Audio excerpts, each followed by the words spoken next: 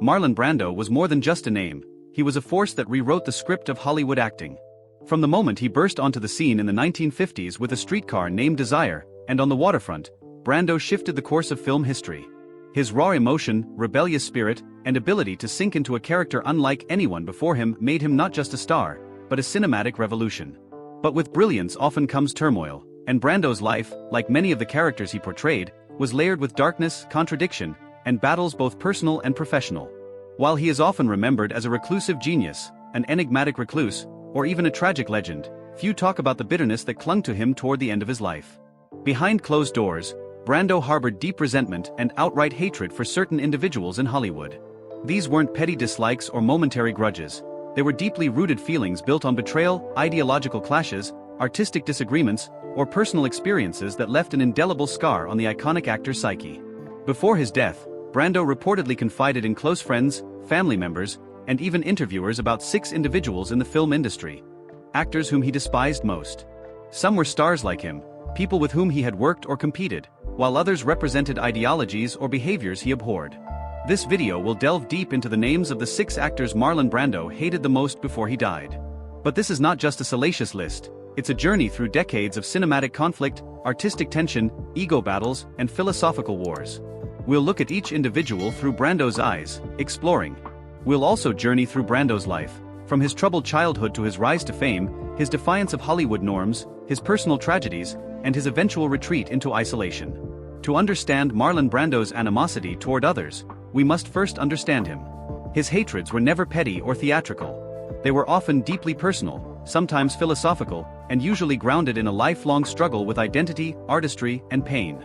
Born into dysfunction, shaped by rebellion, and celebrated for his genius, Brando was never an easy man. But that's precisely what made him so compelling. Marlon Brando Jr. was born on April 3, 1924, in Omaha, Nebraska. His childhood was chaotic and abusive. His father, Marlon Brando Sr., was a cold, domineering man who belittled his son constantly. His mother, Dorothy, was an alcoholic, but also a theater enthusiast, a woman torn between dreams and addiction. Brando often spoke about the emotional neglect he endured.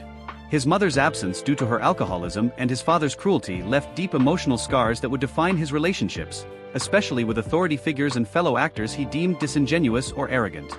At an early age, Brando learned to hide his emotions, to act as a survival mechanism. But this emotional camouflage would later evolve into method acting, where instead of pretending, the actor became the role. Ironically, Brando's ability to empathize so deeply also made him hypersensitive to betrayal, fake behavior, and ego-driven ambition. It's one reason why he clashed with certain actors and actresses who were more performative in nature. Brando was expelled from high school for misbehavior and later sent to military school, which he despised. His rebellion against structure continued until he moved to New York City, where he studied acting under Stella Adler at the famed Actors Studio. It was here that Brando discovered the teachings of Konstantin Stanislavski, the pioneer of method acting. Adler emphasized the importance of personal truth, emotional memory, and internal motivation. Concepts that Brando absorbed fully. He once said, "To grasp the full significance of life is the actor's duty, to interpret it his problem, and to express it his dedication."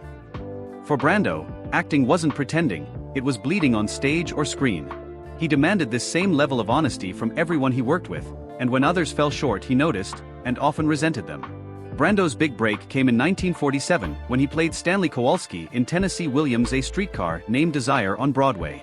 His raw performance, dripping with sexual aggression and repressed emotion, stunned audiences. It wasn't polished. It wasn't theatrical. It was real. He redefined acting in one performance. When he reprised the role in Elia Kazan's 1951 film version, Brando became an instant icon. That same year, he starred in The Men, playing a paraplegic war veteran. His performance was based on weeks of research at veterans' hospitals, living among paraplegic soldiers. He didn't just study characters, he inhabited them. But this sudden rise to fame also put him in the crosshairs of other actors. Some admired him, some feared him, and others hated him for rewriting the rules. The traditional Hollywood stars who relied on charm and looks saw Brando as a threat. And Brando, in turn, saw many of them as hollow performers lacking emotional integrity. In 1953, The Wild One cemented Brando's image as the ultimate rebel. With a leather jacket, motorcycle, and a sneer, he personified anti-authority youth. Hollywood had never seen anything like him. But behind the image was a man who increasingly loathed the system he was now a part of. Brando didn't just want to act, he wanted to challenge everything: racism, war, celebrity culture, and the falsehoods of Hollywood. He rejected the Academy Awards twice. He turned down lucrative roles, walked off sets, and clashed with directors. He was seen as difficult, but in reality, he was disgusted with the hypocrisy around him. He once said, "An actor is at most a poet and at least an entertainer." Brando refused to play the clown for the system. When actors or actresses embraced fame too eagerly, or failed to show depth in their performances, Brando was quick to judge them as phonies or sellouts. By the 1960s, Brando's career began to wobble. His directorial debut, One-Eyed Jacks, was over budget. He was labeled uncooperative, temperamental, and even arrogant. But none of this changed his approach. If anything, his hatred for Hollywood types only deepened. He turned down roles he believed were shallow. He walked away from projects when co-stars didn't take the craft seriously. This era was also the beginning of his feuds with several actors and actresses, some due to artistic disagreements, others due to personality clashes.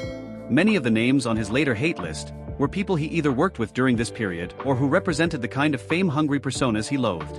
In 1972, The Godfather brought Brando roaring back into the spotlight.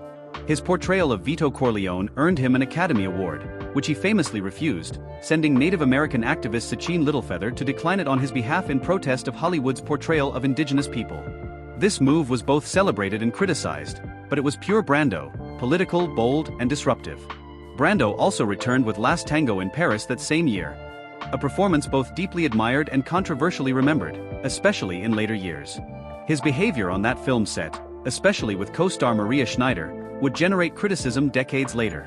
But even during this peak, Brando's personal life was deteriorating. His son Christian was arrested for murder. His daughter Cheyenne suffered severe mental health issues and later died by suicide. Brando withdrew even further, retreating from the public eye and living in near isolation on his private island in Tahiti or behind the gates of his LA estate. This retreat gave him time to reflect, and also fester. In his later years, Brando became more open with trusted friends about his hatred towards certain actors and actresses he had crossed paths with, or avoided altogether but judged from afar. What makes Brando's rivalries unique is that he wasn't driven by mere jealousy or competition. He despised arrogance. He hated cruelty. He recoiled from emotional dishonesty. He loathed the commercialization of art. And most of all, he detested actors and actresses who he believed misused their platform or disrespected the craft he dedicated his life to.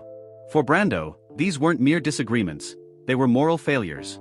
When he said he hated someone, it was because they had, in his view, betrayed what acting was supposed to be. So who were the 6 individuals Marlon Brando despised most before he died? Some were rivals.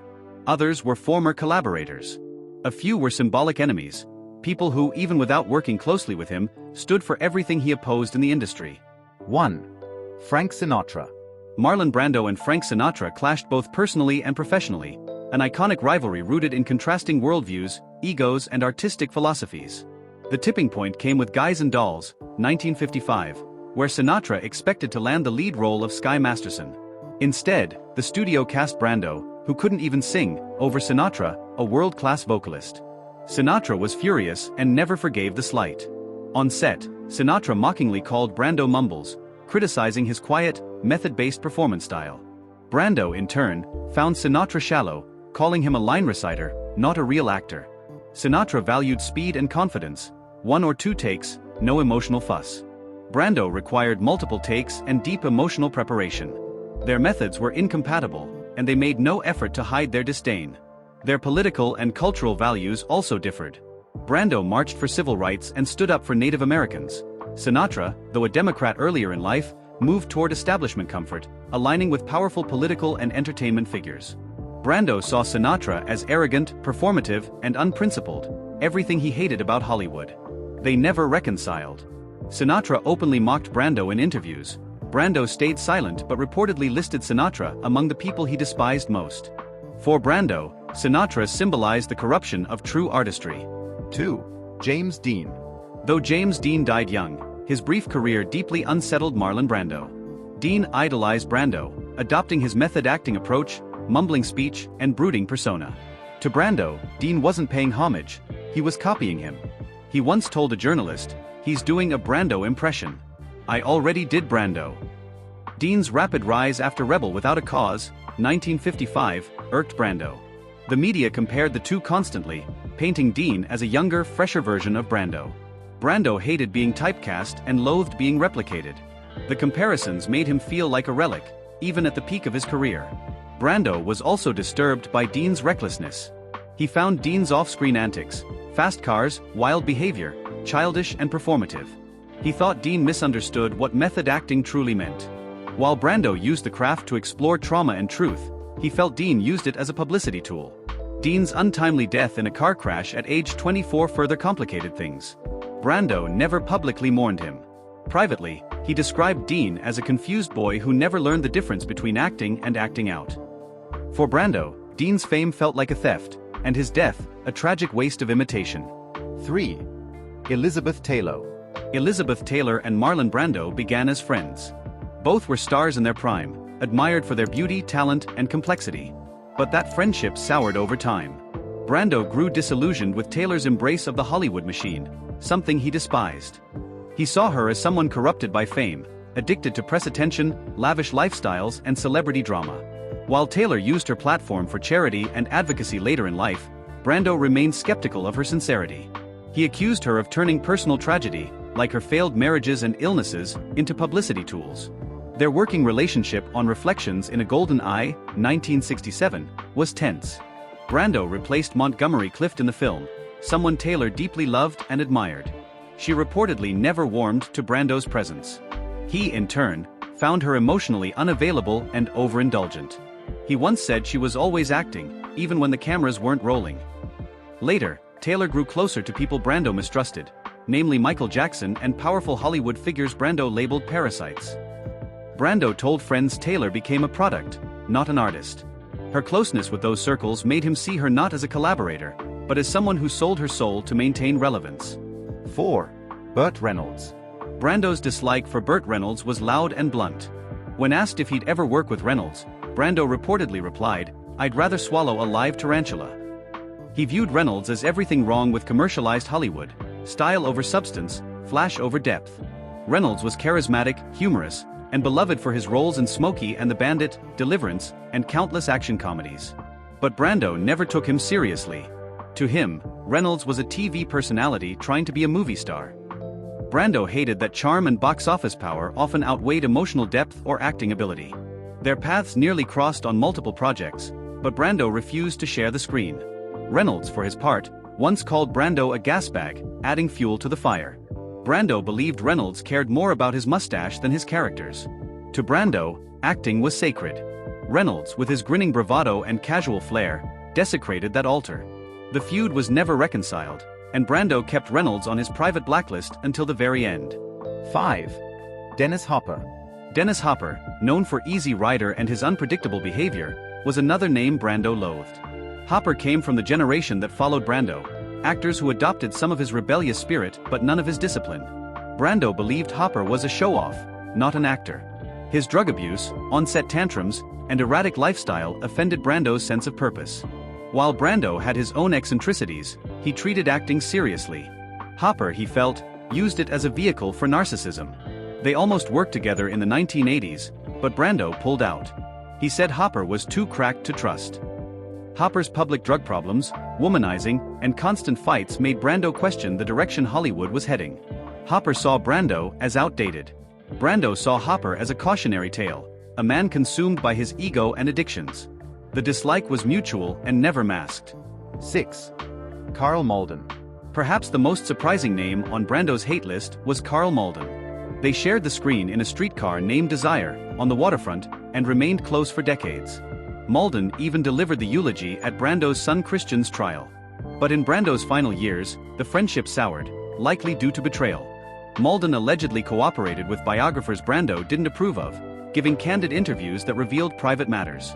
Brando, intensely private, saw this as a betrayal. He also felt Malden sided with studio executives during Brando's professional conflicts. While never a public feud, those close to Brando say he stopped speaking to Malden entirely in the last years of his life. Brando was a man of intense loyalty, but once that trust was broken, forgiveness was rare. Malden's quiet distance hurt Brando more than loud enemies like Sinatra or Reynolds. He ended life feeling abandoned by someone he once considered family. Marlon Brando was not just an actor, he was a revolution. He tore down the walls of traditional Hollywood, challenged the system, and redefined what it meant to be a performer.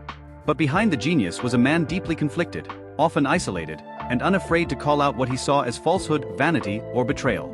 The 6 names we explored: Frank Sinatra, James Dean, Elizabeth Taylor, Bert Reynolds, Dennis Hopper, and even Karl Malden, each represented a wound, a rivalry, or a rejection Brando couldn't forget. Brando's dislikes weren't petty feuds, they were reflections of a man who held his art sacred, and whose expectations of others were just as intense as those he placed on himself. Thank you for joining us. If you found this video insightful, make sure to give it a thumbs up, hit that like button, and don't forget to subscribe for more deep dives into the real stories behind the legends of Hollywood. Let us know in the comments, which actor's feud with Brando surprised you the most? We'll see you in the next video.